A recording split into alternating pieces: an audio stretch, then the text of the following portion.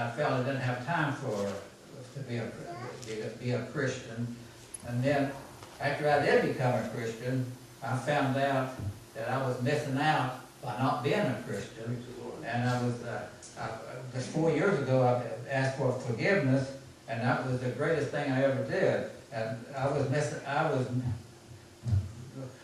and people say, well, they don't do anything at churches. Well, I say, here in Adams County, you can do something about every day of the week and enjoy all of it. And I really enjoy being a Christian.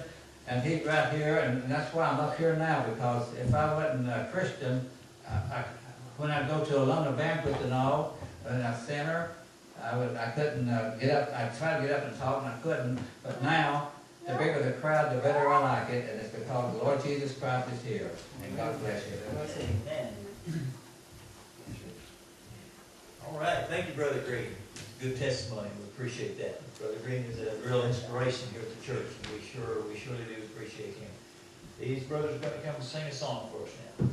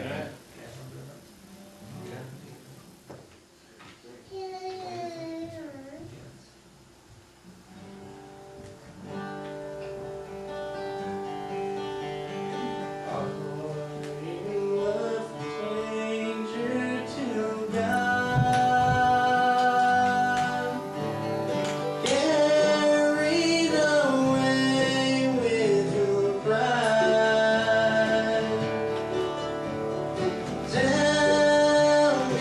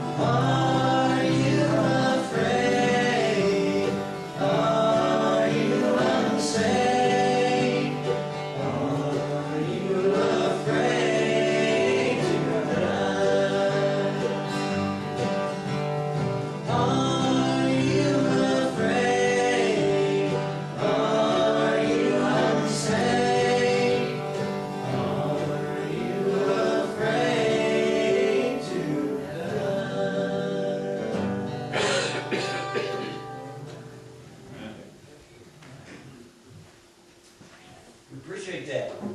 That's a good question.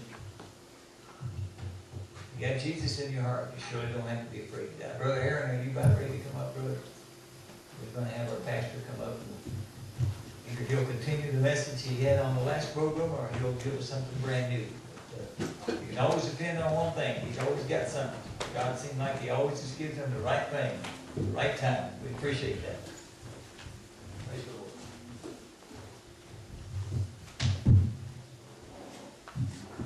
Well, we will continue. All of you who are waiting there in deep suspense, you can relax. I think actually when we ended the last program, I'm thinking back 2 weeks ago. Yeah, 30 minutes ago.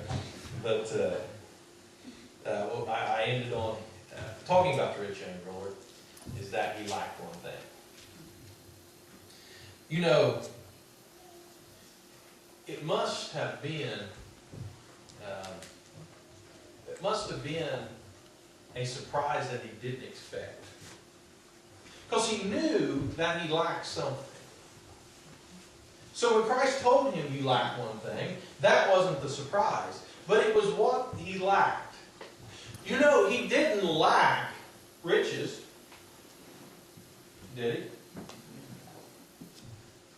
Now, this is what I think is interesting. Christ tells him to sell his riches and give it to the poor. So, he's not selling his riches because he lacks something, right? So that's not the issue.